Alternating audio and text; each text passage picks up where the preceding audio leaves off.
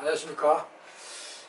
김작 우리 지난 시간에 구매력 평가설에 대해서 내용에 대해서 좀 살펴봤는데, 마지막으로 이제 구매력 평가설이 단기에는 왜 설득력이 떨어지는가, 우리 교재 562쪽에 나와 있습니다. 자, 이 구매력 평가설이 단기에 설득력이 떨어진다. 그 이유가 뭐냐 이거죠. 구매평가에서 이제 물가가 높으면 환율이 오른다 말이죠. 물가가 높으면 이제 수입을 해가지고 우리가 외화 유출이 되니까 환율이 오른다, 이런 논리인데, 이게 단기적으로 설득력이 떨어진 이유는 뭐 네 가지가 적혀 있는데, 첫째가요, 단기에는 이 지난 시간에 설명드렸죠. 국제 간에 자금이 유출입되는 것이 수출입을 통한 거하고 투자 자금이랬죠. 이 주식이나 채권을 사고 팔고 하는 이 자금의 흐름이 단기에 더 왔다 갔다 더 빠르죠. 그죠?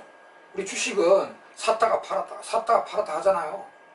그러니까 단기적으로 외화가 유출, 유입 아주 빈번하게 일어납니다. 이것이 단기적으로 환율 결정에 더 결정적인 역할을 한다. 이게 이자율 평가설입니다.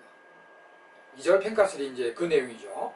그래서 단기에 이 투자자금, 우리 이제 책에는 단기적 외화 유출입이 심할 때 이게 이제 투자자금입니다.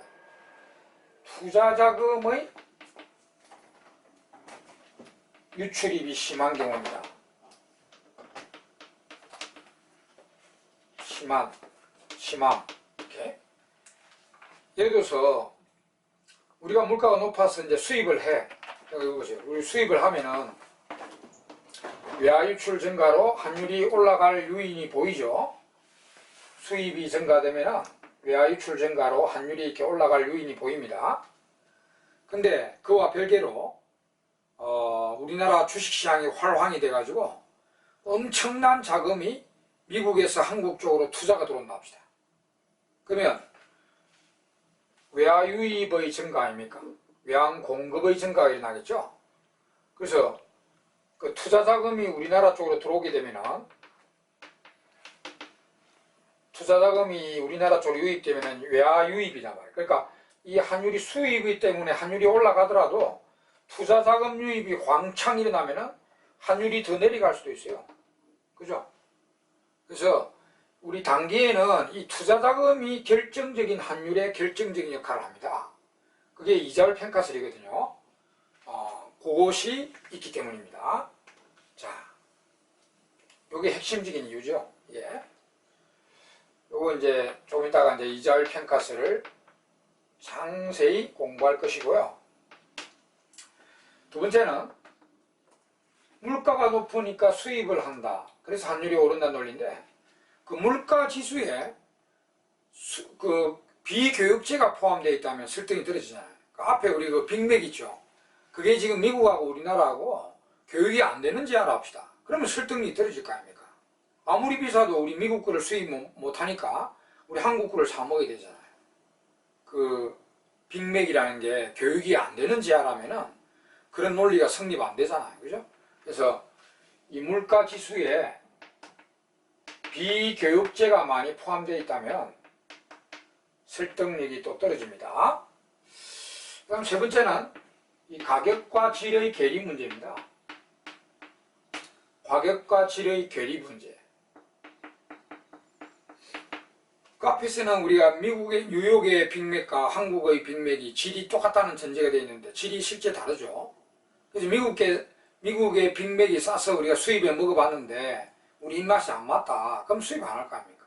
그죠? 그런 문제. 그 다음에 구매력 평가설은 자유무역이 전제되어 있습니다. 근데 이제 현실적으로 보호무역이 많이 성행되고 있죠. 정부의 보호무역이 성행되고 있다면 그 미국의 빅맥에 대해서 관세를 때려 수입 못하게 한다든지, 아니면 우리나라 빅맥에 보조금을 주고 오히려 수출이 되도록 한다든지, 이렇게 해버리면 그 구매력 평가설이 성립하지 않습니다. 그죠? 요거 4개입니다. 요까지 구매력 평가설은 딱 정리해. 3가지. 수식, 그 다음에 그 내용은 빅맥 환율로 내용을 공부하시고요. 그 다음에 이제 이 구매력 평가서의 단기의 설득력이 떨어지는 이유까지 3개 딱 정리하면 됩니다. 그래서 구매력 평가서는 이게 이제 간단한데, 문제는 우리 국제경제학 전체에서 좀 복잡한 게, 어려운 건 아닌데 좀 복잡한 게 요 이자율 평가설입니다. 이자율 평가설. 여러분들이 국제 투자를 좀 해봤고 그렇게 한다면 이 내용을 상세히 더 아주 빤하게 이렇게 알 것인데, 우리가 이제 국제 투자 같은 건 안 해보고 했으니까 간접적으로 경험을 해야 되니까 새롭게 접하니까 좀 어렵게 느껴지고 복잡하게 느껴지지만, 자주 보다 보면은 별로 어려운 내용은 아닙니다. 약간은 복잡하긴 합니다. 자, 그럼 이제 이자율 평가설을 이제 본격적으로 공부해 보도록 합시다. 이자율 평가설은 이 단기의 환율 결정에 설득력이 있는 이론입니다. 자, 이자율 평가설. 단기 환율 결정에 설득력이 있다, 이렇게 이야기하죠. 그럼 이거 차근차근하게 공부합시다. 이 앞에서 말씀드렸다시피 국제 투자 자금의 이동의 결과로 환율이 어떻게 되겠다는 것을 말하는 겁니다. 하여튼 논리는 똑같죠. 투자 자금이 한국에 들어오면 환율 내려가는 거고, 투자 자금이 미국 쪽으로 나가면 환율이 올라가는 겁니다. 그거는 뭐 기본적인 거죠. 그건 딱 생각해 두시고, 그러면 국제 투자 자금이 어디로 이동하는가를 알면 우리나라 쪽으로 들어오는가 미국 쪽으로 나가는가 이거 따지면 환율이 오른다 내린다 이게 파악이 되잖아요. 그죠? 이동의 결과로 이제 환율을 따지는 겁니다. 그러면 어디로 이동하는가를 보려면 이동의 목적을 봐야 돼요. 이동의 목적. 우리가 자금이 투자된다. 그러면 첫째는 금리를 보고 투자할 거 아닙니까? 그거는 국내에서도 마찬가지입니다. 국내에서 내가 어디를 투자할까? 이자 많이 준다는데 투자하는 거 아닙니까? 그럼 국제 간에도 내가 미국에 투자할까? 한국에 투자할까? 그럼 이자 높은 데로 투자하겠죠? 이자 많이 준다는 대로. 그래서 그거는 국내하고 똑같이 생각하면 돼요. 첫째 이동의 목적은 금리를 보고 투자를 한다는 거예요. 금리 수익, 금리 차익을 위해서 투자가 되는데, 금리는 당연히 높은 데로 투자하겠죠. 금리 많이 준다는 데 투자합니다. 그래서 이런 금리 높은 데로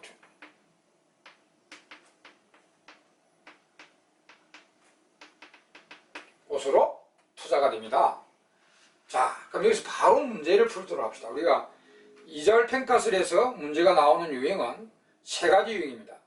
우리 책에도 이제 동그라미 1번, 동그라미 2번, 동그라미 3번 해가 이제 나눠놨죠. 그 중에 제일 간단한 게 동그라미 3번 내용입니다. 이걸 목적을 뜯어가지고 따로따로 해가지고 이제 환율이 어떻게 될 것인가 물어보는 문제인데, 그런 거는 이제 한 문제보다 이렇게 보기에 이렇게 나올 가능성이 높습니다. 이거는 아주 쉽잖아요. 국내하고 똑같이 생각하면 됩니다. 금리 높게 준다는 대로 투자한다 이 말입니다. 그러면 국제가 아니라 미국에 투자할까 한국에 투자할까? 금리 높은 데로 투자하는 겁니다. 자본가 입장에서는. 자, 그래서 제일 쉬운 내용인 문제 유형 3부터 공부하자. 유형 3. 자, 이자율 평가설에서 나오는 문제 유형 3. 이거 따로 뜯어가지고 목적이 2개가 있는데 따로 뜯어가지고 따로따로 물어보는 겁니다. 이게 바로 이제 문제라고 보십시오. 자, 이자율 평가설에 의하면 한국이 금리를 갑자기 올려버렸다. 외부 충격을 주고 금리를 올려버렸다. 혹은 미국이 금리를 내려버렸다. 이자율 평가설에 의하면 우리나라 환율 어찌 되지? 이렇게 됩니다. 그럼 상대적으로 이제 자금이 한국에 들어올 거 아닙니까? 미국은 금리 내려갔고 한국은 금리 올라갔으니까 한국에 자금이 투자 들어오겠죠. 그래서 한국에 투자 들어온단 말이죠. 한국에 투자 들어오기 때문에 우리나라 쪽 외화 유입이죠. 외화 유입은 환율이 내려가게 됩니다. 반대로 이제 한국이 금리를 내렸다. 미국이 연방준비은행에서 미국이 기준금리를 올려버렸다. 그러면 이제 자금이 미국 쪽으로 상대적으로 미국 쪽이 이자율이 높기 때문에 미국 쪽으로 투자 들어갑니다. 그죠? 그러니까 미국에 투자가 들어갑니다. 미국에 투자가 나가기 때문에 우리나라로서는 이제 외화 유출이죠. 그래서 환율이 올라가게 됩니다. 이런 식으로 답변하면 됩니다.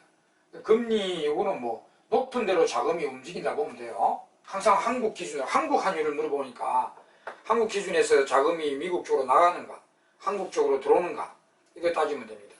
그렇게 되면 이제 한국 쪽에 투자 들어올 것이고 외화 유입 환율 내려가고 이래 되면 미국 쪽으로 투자가 나갈 것이고 외화 유출되니까 환율이 올라갑니다. 예.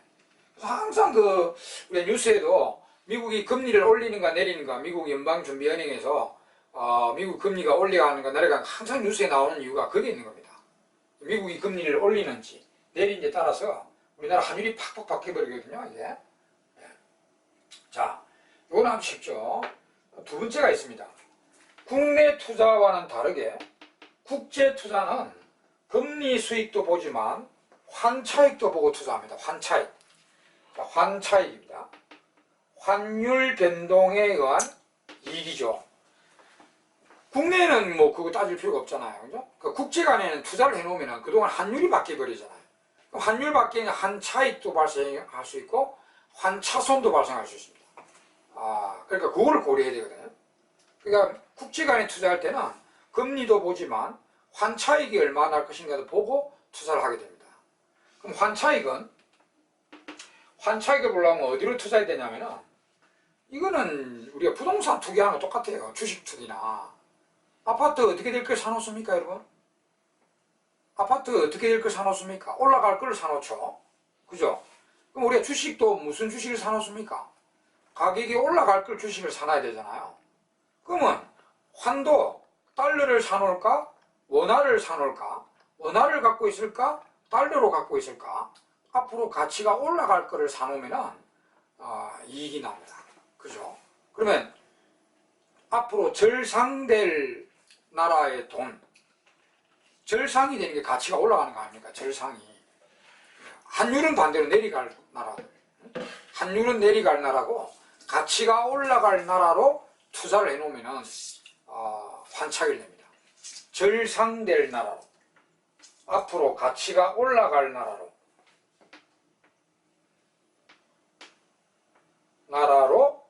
투자하는 것입니다.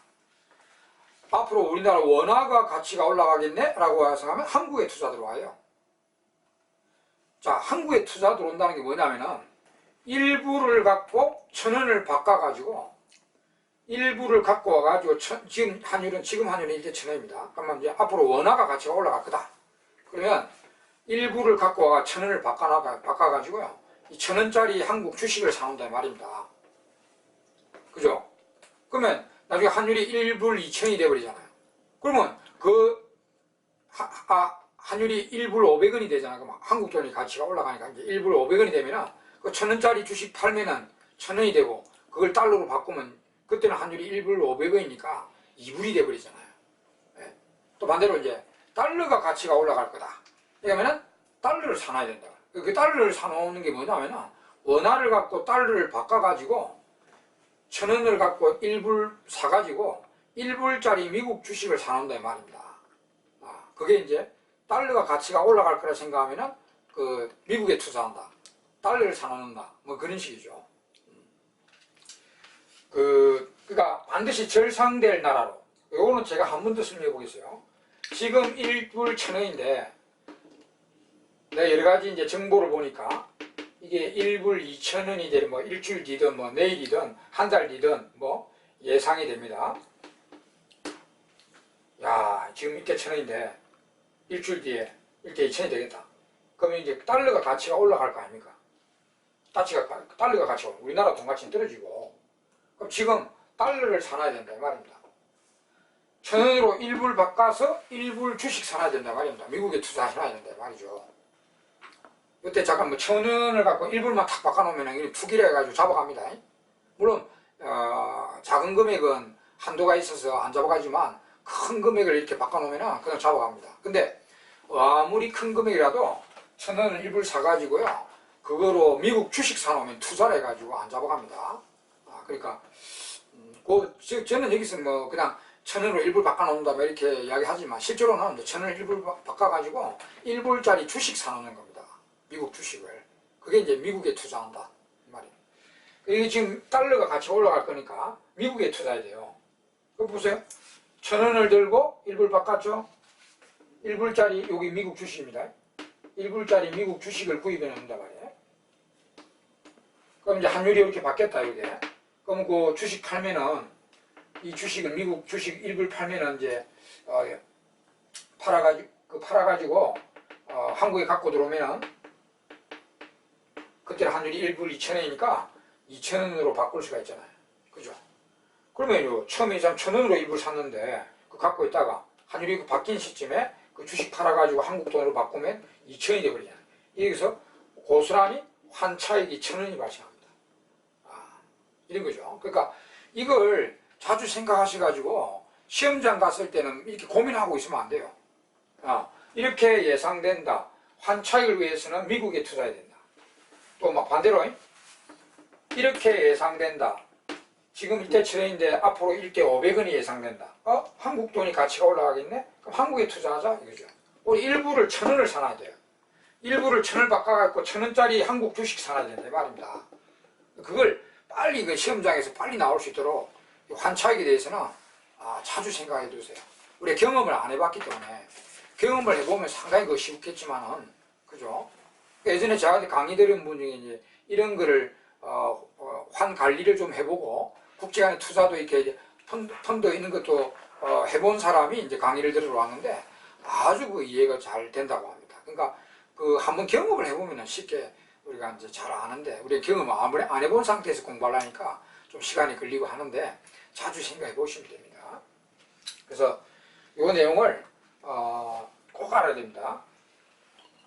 지금 이자율 평가서에서는 이자율 요거는 평상시에 많이 생각하니까 쉬운데 이게요. 요걸 항상 생각하세요. 환차익요. 그러니까 요 이제 관련 문제 바로 내보겠어요. 자, 우리나라 환율이 올라가리라 예상이 된다. 이건 이제 예상을 통해서 투자하는 거 아닙니까? 환차익은 우리나라 환율이 앞으로 올라가리라 예상된다. 이자율 평가서에 의하면 현재 환율 어찌 되지? 이렇게 환율이 올라가리라 예상되면 환차익을 보기 위해서는 미국에 투자해야 됩니다. 미국 돈이 가치가 올라갈 거 아닙니까? 우리나라 돈 가치는 떨어질 거라 예상되는 거고 미국 돈 가치가 올라가니까 미국에 투자해야 된단 말이죠. 그러니까 그러게 되면 이제 미국에 투자로 나갑니다. 환차익을 보기 위해서. 미국에 투자로 가기 때문에 우리나라로서 외화 유출입니다. 그러니까 환율이 올라갑니다. 환율이 내려가려 예상된다. 이자율 평가서에 의하면 현재 환율이 어찌 되지? 환율이 내려가려 예상되면 우리나라 돈 가치가 올라갈 거기 때문에 한국에 투자 들어와야 됩니다. 환차익을 보기 위해서. 그러니까 한국에 투자 들어와야 됩니다. 그러니까 우리나라도 한국 외화 유입이니까 환율이 내려갑니다. 이렇게 답을 하면 돼요. 그러니까 이거부터 보세요. 환율 올라가려 예상된다. 이자율 평가서에 하면 환율 바로 올라갑니다. 환율 내려가려 예상된다. 바로 내려갑니다. 쉽죠 내용이. 그래서 환차익 일단 따로따로 이렇게 따로따로 낼 수가 있거든요. 그러니까 일단 분리시켜서 이렇게 따로따로 공부해 두시고 여기 이자율 평가서에서 나오는 문제 유형 3번으로서 가장 간단한 겁니다. 가장 간단한 거예요. 그 다음에는 이제 이 두 개를 결합하는 거죠.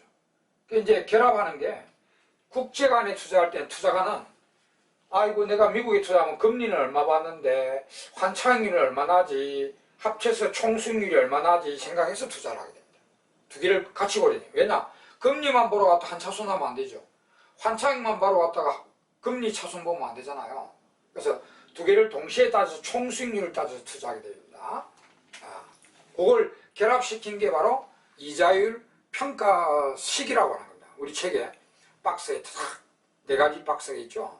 네 가지 박스에 딱 그게 이자율 평가식입니다. 그 식에 대해서 이제 집중적으로 한번 공부하면서 그 이제 유형 1, 2 이것도 공부해 보도록 합시다. 자, 그럼 이제 이자율 평가식을 자세히 한번 보도록 합시다. 자, 이자율 평가식. 그건 이제 계산 문제도 나오기 때문에 숫자도 구체적으로 예를 들면서 설명하겠습니다. 일단 이자율 평가식을 이야기할 때는 또 전제가 있는데 지금 미국과 한국 간에 자본이동이 자유화되어 있습니다. 그게 전제입니다. 자본이동이 자유화되어 있고요. 그 다음에 자본이동이 자유화되어 있으면 불균형 상태에서는 수익률이 다르겠지만, 이게 수익률이 자본이동이 자유화되어 있으면 수익률 높은 대로 무조건 움직이니까 결국 균형에서는 한국에 투자하나 미국에 투자하나 수익률이 같아져 버립니다. 이 물이 흘러서 수평선이 되듯이 항상 그 자금은 수익률 높은 대로 움직이잖아요. 그러니까 이게 수익률 높은 대로 움직여가지고 이제 그 수익률을 끌어내려버리고 해서 항상 자본이 자유화 가정되어 있으면 균형에서는 수익률이 어디로 투자하나 수익률이 동일해진다는 이런 사고를 반드시 갖추세요. 불균형에서는 수익률이 차이가 나죠. 그러니까 이 수익률이 차이 날 때는 수익률 높은 대로 자금이 흐릅니다. 그러니까 그래가지고 이제 수익률을 같이 만들어버려요. 그래서 이 균형에서는 항상 어디를 투자하나 수익률이 동일해지게 됩니다. 이런 사고를 빨리 갖추세요. 자, 그러면 숫자까지도 예를 들게, 지금 한국의 금리가 책에 다 나와있죠. 한국의 금리 연으로 따졌을 때 7%입니다. 한국의 금리는 7%요. 자, 그럼 미국의 금리는 5%를 합시다. 미국의 금리는 5%. 자, 미국의 금리가 2% 낮죠. 근데 환율이요. 환율이 지금 현재 1대 1,000원입니다. 1대 1,000원인데 1년 뒤에 예상 환율이나 혹은 선물 환율이 나오네요. 선물 환율은 이제 미래 환율로서, 이러면 선물 시장이 뭡니까? 선물 시장이 미래의 어떤 시점에 내하고 이 가격으로 거래하자, 미리 계약을 해놓는 겁니다. 그리고 그 미래 시점에 가면은 그때 현재 가격이 얼마든지 상관없이 그 계약한 가격대로 사고 파는 그런 것이죠. 그러니까 원래 선물 시장은 미래가 가격이 불확실하니까 그 불확실함을 제거하기 위해서 미리 요 계약을 해놓는 거죠. 그게 선물 시장. 그리고 달러에 이제 선물 시장도 있거든요. 그래서 미래 이 선물 환율이 1년 뒤에 선물 환율이 혹은 예상 환율 1020원이라 합시다. 자, 그럼 여기 보세요, 여러분.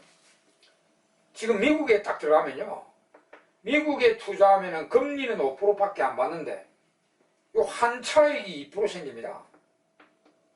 이걸 빨리 나와야 돼요. 지금 현재 환율 1,000원이다. 1년 뒤에 1,020원이다. 지금 미국에 투자하면은 환차익이 얼마지? 2%. 이게 바로 나와야 돼요. 아까 다 했잖아요, 앞에서. 보세요. 1,000원으로, 지금 1,000원으로 일부를 샀잖아요. 그럼 나중에 그 일부를 요 환율이 바뀐 다음에 원화로 바꾸면 1,020원이 되잖아요. 그러니까 1,000원 투자이고 20원 남기니까 환차익이 2%잖아요. 그래서 요 환차익이 2% 생기니까 요 합쳐서 총 7% 수익이 납니다.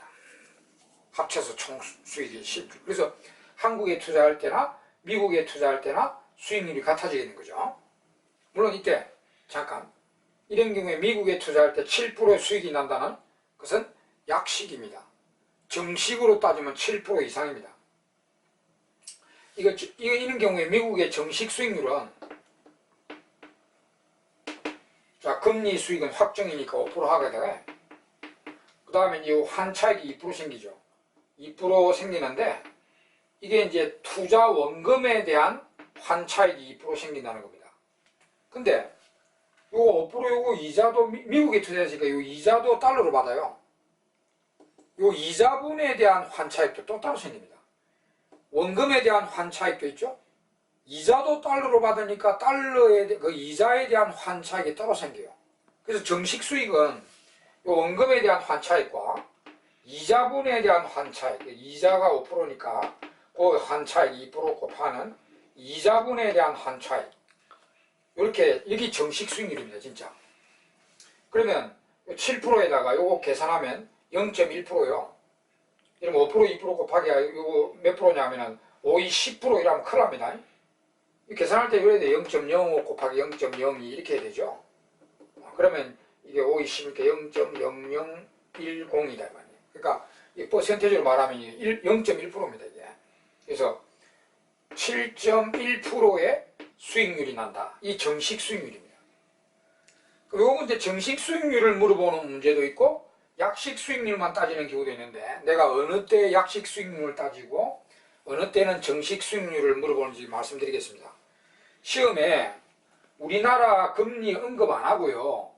이거 언급 안 하고 그냥 지금 미국의 금리가 5%다. 연금리가 5%다. 현재 환율이 1,000원이다. 1년 뒤에 예상환율과 선물환율이 1,020원이다. 이게 미국에 투자하면 이 사람의 1년 뒤에 수익률이 몇 프로냐 이런 문제죠. 우리나라하고 따지지 않고 순수하게 이제 미국에 투자하면 총 수익률이 몇 프로냐 이런 문제에서는 요 정식 수익률을 물어보는 겁니다. 그러니까 항상 머릿속에 이자분에 대한 환차익 요거 있다는 거 이거 미미하기 때문에 이제 이야기를 보통 안 하는 경우도 있는데 이런 문제는 정식 수익률 물어볼 때 이걸 분명히 따집니다. 그래서 머릿속에 한 나라에 투자를 할 때, 미국에 투자할 때 이제 총 수익률은 금리는 확정이니까 금리 수익률 따로, 원금에 대한 환차익률 따로, 이자분에 대한 환차익률 따로 이렇게 세 가지가 있다는 거예요. 정식 수익률을 물어볼 때는 이걸 반드시 고려해야 됩니다. 자, 그럼 이제 우리나라 금리하고 따질 때는 이 균형을 따질 때는 보통 요거 생략해요. 보통 생략합니다. 이게 미미하기 때문에 생략하고 말합니다. 그런 거 이제 그때 문제에 따라서 여러분 파악하시면 되겠습니다. 자,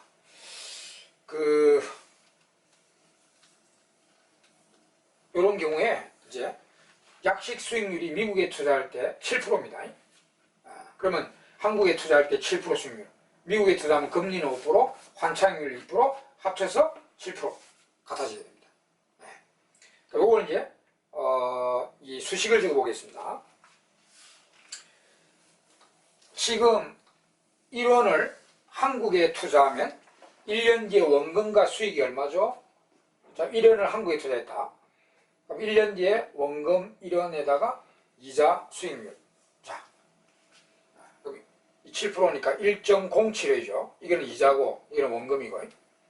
수익률은 7%입니다. 자, 그 다음 이제 지금 1원을 미국에 투자한다 합시다. 자, 지금 1원을 들고 미국에 투자합니다. 그럼 은행 가서 달러로 바꾸면 1000분의 1불이 되죠. 지금 환율이 1대 1000원이니까. 그럼 1000분의 1불. 1000분의 1불이다. 1000분의 1불. 이걸 이제 미국에 투자했어요. 요거 이제 원금 받았어요. 이자 받았어요. 자, 원금 받고 이자 받았어요. 그리고 1년 뒤에 한국에 갖고 와서 원화로 바꾼다. 그러면 1년 뒤에 환율은 1020원입니다. 1년 뒤에. 그리고 요 원화로 바꾸면 여기다가 이 2를 곱해야 되겠죠? 1020원을 곱해야 되겠죠. 요게 이제 현재 1원을 달러로 바꿔가지고 미국에 투자할 때 원금과 이자를 1년 뒤에 원화로 계산한 금액입니다. 그러면 이것도 수익률은 약식으로 7%가 되는 것입니다. 이 균형에서는 이제 이 꼴이 되는 거죠. 이렇게. 이 식이 나왔는데 이게 이자율 평가식입니다. 요것을 자주 쓰다 보면 외워집니다. 외워지니까 이렇게 지금 억지로 뭐 요걸 가져가지 마시고 예, 알아두시고 요거는 요거 예상환율이 적혀 있잖아요. 2020원으로 예상돼서 했는데 이게 예상이니까 이제 실제로 1년 뒤에 오차가 날 수 있거든. 그래서 예상환율이 들어오면 요 식은 유위험한 이자율 평가식, 영어로 하면 커버되지 않은 이자율 평가식이라 합니다. 요거를 요 예상환율이 들어갔다 했어요. 그러면 이제 예상환율이 아니라 선물환율이 들어오면요, 왜? 1 플러스 R 2분의 1 플러스 RF. 그러니까 선물환율이 곱해지는 거는 이 사람은 미국에 투자로 갈 때 애초에 요 예상환율이 불안하니까 선물시장 계약을 해놓고 미국에 투자로 갔다 합시다. 지금은 이 사람은 달러 바꿔가지고 미국에 투자하는데 1년 뒤에는 미국에서 원금 이자를 달러로 받아 한국에 들어올 거 아닙니까? 그럼 1년 뒤에는 자기가 한국에 들어가 이 달러를 팔아야 돼. 팔아야 되니까 선물시장에 가가지고 내가 1년 뒤에 미국에서 달러 원금 이자 갖고 들어올 거니까 지금은 미국에 투자로 가지만 내가 들어오는데 1년 뒤에 내한테 달러 살 사람 찾아가지고 선물시장에서 그 사람한테 1020원으로 달러를 판다고 계약을 해놓고 미국에 투자하러 갔습니다. 선물시장에서 1020원으로 달러를 팔겠다 이렇게 계약을 해놓고 미국에 투자로 간 사람은 1년 뒤에 반드시 이 계약한 선물 환율대로 달러를 팔게 돼 있으니까 그 사람은 요 선물 환율을 탁 곱하면 됩니다. 그럼 요거 이제 여기 바뀌는 것 뿐인데, 여기 이제 선물 환율이 들어오면 요거는 이제 영어로 이제 한글로 모위험 이자율 평가식이고요. 영어로는 커버된 이자율 평가식 이렇게 말합니다. 이제 선물 환율이 들어간다, 예상 환율이 들어간다 따라서 이렇게 달라지는 겁니다. 자, 여하튼 뭐 식 두 번이나 적었으니까 여기 이자율 평가식을 기억했죠.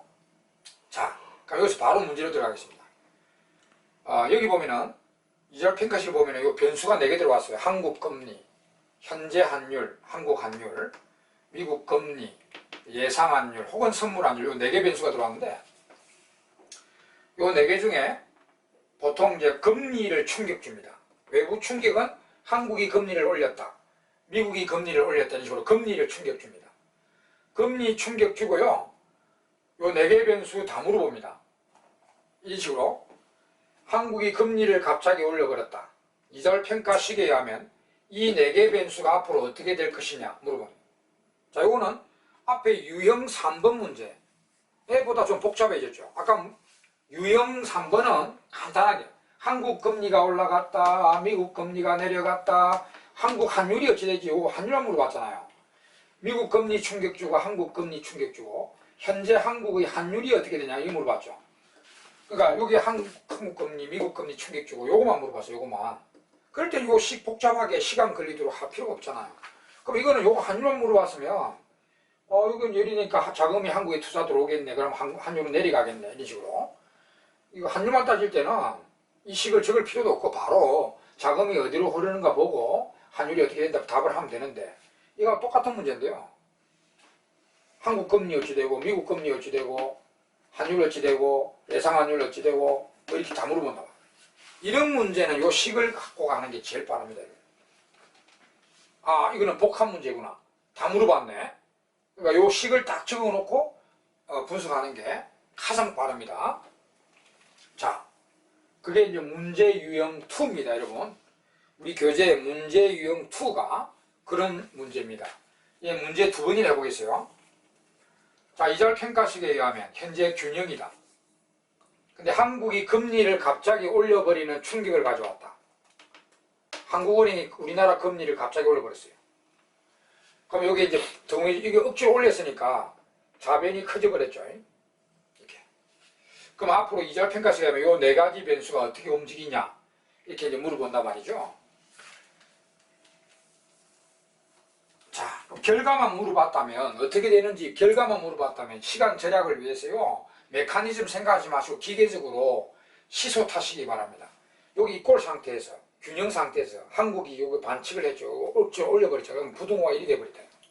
앞으로 어찌 되냐 하면 결국은 다시 이꼴되게 되어 있습니다. 다시 결국은 이꼴되게 되죠. 항상. 그러면 자변이 커진 상태에 이꼴되려면 자변은 내려가야 되겠죠. 내려가야 돼. 자변이 커진 상태에 이꼴되려면 자변은 내려가야 되잖아요. 이거 내려간다. 우변은 무조건 올라가야 됩니다. 그럼 이거 오른다? 이거 오른다? 오늘 분모했기 때문에 내린다가 답입니다. 이렇게 답을 하면 돼요.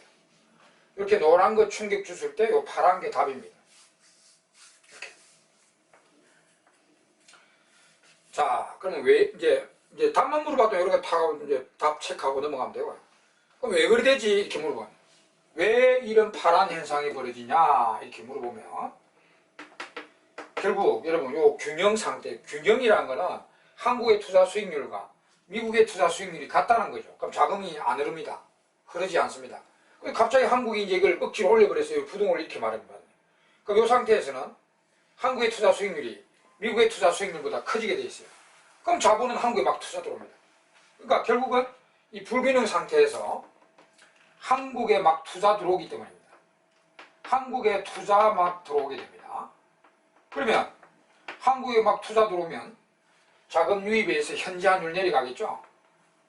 그리고 현재 환율과 미래 환율이요 예상 환율은 반드시 반대로 움직여요.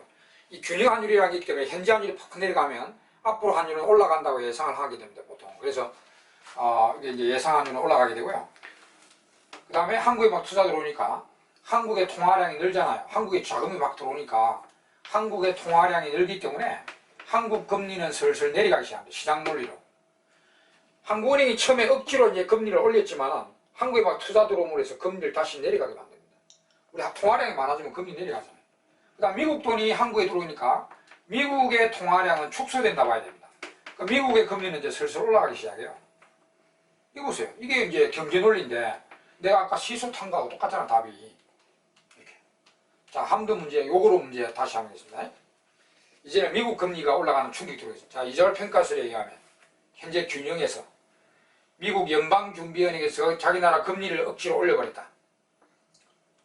올리는 충격이 들어왔다. 그래서 이제 우측이 탁 커져버렸습니다. 앞으로 그럼 요 4개 변수 어떻게 되지? 이렇게 물어봅니다. 결과만 물어봤다면 실수 타세요. 아이고, 요거 이꼴 되겠네, 요거. 다시.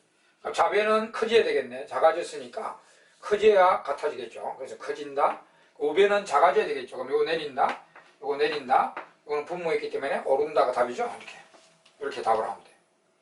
그럼 이것도 왜 그리 되지? 이렇게 하면은 요 균형 상태에서 자금 이동이 없는 상태에서 미국이 금리를 갑자기 올리니까 이 수익률이 이렇게 됩니다. 미국의 투자 수익률이 커져버립니다. 그럼 국제자본가들은 미국의 투자로 나가버립니다. 한국 투자 수익률보다 미국 투자 수익률이 커져버리기 때문에 미국의 투자 나가버리죠. 그러니까 우리나라로서는 이제 외화 유출 아닙니까? 미국의 투자 나가니까. 그러니까 우리나라 외화 유출이니까 현재 환율이 올라가 버려요. 그럼 이제 선물 환율, 미래 환율은 이제 내려가고요. 그 다음에 한국의 자금이 미국에 막 들어가니까 한국의 통화량은 축소됩니다. 그러면 한국의 금리는 이제 실시로 올라가고요.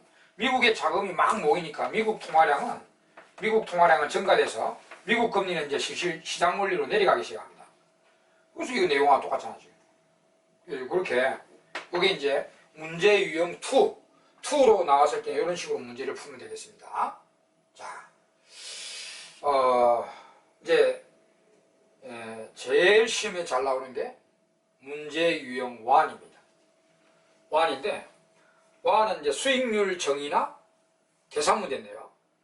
요 실명 거의 다 요 수익률 보세요. 7, 7. 뭐 약식으로 이제 7, 7인데요. 7, 5 플러스 2. 환차익률 2, 금리 5, 합쳐서 7. 한국의 투자도 7. 수익률이 똑같죠. 요런 거 이제 수익률 정의나 이제 계산 문제가 나오는 것입니다. 그게 우리 책의 유형 1입니다. 1이 제일 시험에 잘 나오고 있습니다. 그거를 이제 철저하게 보도록 하겠습니다. 요거를 수익률 정의로 이렇게 이제 바꾸면 우리 책의 오른쪽 식에 요거가 똑같은 식입니다. 근데 수익률 정의를 조목조목하게 보기 위해서는 요걸 보기 좋게 이제 정리를 해보면 그 오른쪽 식 2개입니다. 그 오른쪽 식은 이제 요거 2개 같이 적어가지고 해보겠습니다, 여러분. 이 식하고 같은 건데 요 가로 떼고요, 요 넘기고 이래갖고 이제 보기 좋게 수익률 정의로 이렇게 정리를 하면 이런 식이 나와요. 그 책에는 우측에 있는 식들입니다. 자, 이렇게 돼 있죠. R. 왜 숫자 바로 적겠습니다. 한국의 금리 7%죠. 그 다음에 RF. 여기 미국의 금리가 5%죠. 미국이 금리가 2% 났잖아요. 근데 미국에 투자할 때 환차익률이 2% 나죠. 여기 있네. E나 이제 선물 같이 하겠습니다. 선물 환율. 빼기 2. 여기 1000분의 1020 마이너스 1000이니까 1000분의 20. 2% 환차익이죠. 이 원금의 환차익이죠. 이 원금의 환차익. 금리 수익. 합쳐서 7. 물론 뒤에 요 정식 수익률 딸 때는 요거 이제 금리에 대한 환차익이 또 따로 있죠. 이 금리 부분에 대한 환차익. 여기 따로 식이 있는데 요 금리 부분에 대한 환차익. 요거는 어느 때만 고려한다? 우리나라하고 균형을 안 따지고 순수하게 이런 경우에 미국에 투자하면 수익률이 총 몇 프로냐 할 때만 따집니다. 항상 생각은 해두세요. 그리고 우리나라하고 균형을 딸 때는 보통 생략합니다. 이거 우리나라 금리 이야기했기 때문에 균형을 딸 때 이거 생략해요. 생략하니까 뭐 신경 안 써도 됩니다. 그러면 이렇게 이제 바로 7 플러스 5, 7은 5 플러스 2 이렇게. 여기 환차익률, 금리 수익률 합쳐서 7. 자, 이것은 이제 요 식이 알겠죠? 이거 딱 잘라버리세요.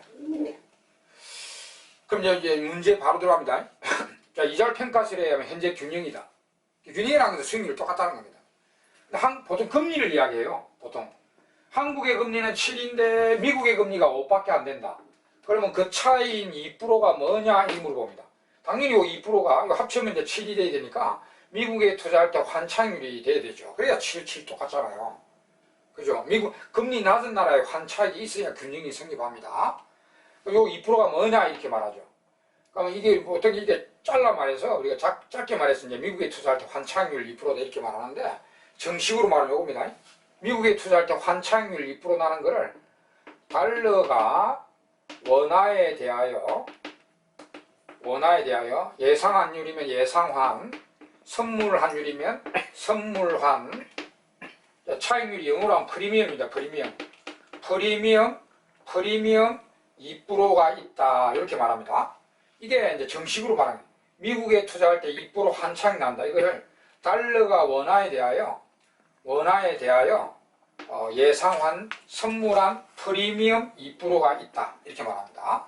여기 미국에 투자할 때 환차익률 2% 난다고 이렇게 말합니다. 그렇게 말해 두시면 되고, 마지막에 이제 계산 문제입니다. 현재 이자 평가의 균형이다. 한국의 금리가 7이다. 미국의 금리는 5밖에 안 된다. 그럼 머릿속에 7 이꼴 5, 2 딱 그리세요. 7 이꼴 5 플러스 2 딱. 그래놓고 현재 환율이 1,000원이다. 우리나라 현재 환율이 1,000원이다. 이자 평가식에 의하면 1년 뒤 예상 환율이나 선물 환율이 얼마냐 이렇게 물어봐. 계산 문제. 그러니까 7 이꼴 5, 2 먼저 적어놓고요. 계산이 들어가면 돼요. 이거 금리는 보통 이야기를 해주거든요. 그러니까 7 이꼴 5 플러스 2 딱 적어놓고 여기 2가 돼야 돼요. 무조건. 환차익률이 2가 돼야 되니까 여기 1,000원이니까 이거 얼마 돼야 돼요? 1,020원이 돼야 2% 아닙니까?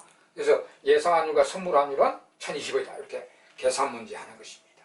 자, 여기까지가 이자 평가식의 내용이고, 내가 조목조목 시험 나오는 유형별로 세 가지로 나눠서 이렇게 설명을 드렸으니까 이렇게 여러분들 그렇게 딱딱 나눠가지고 대비를 하십시오. 예.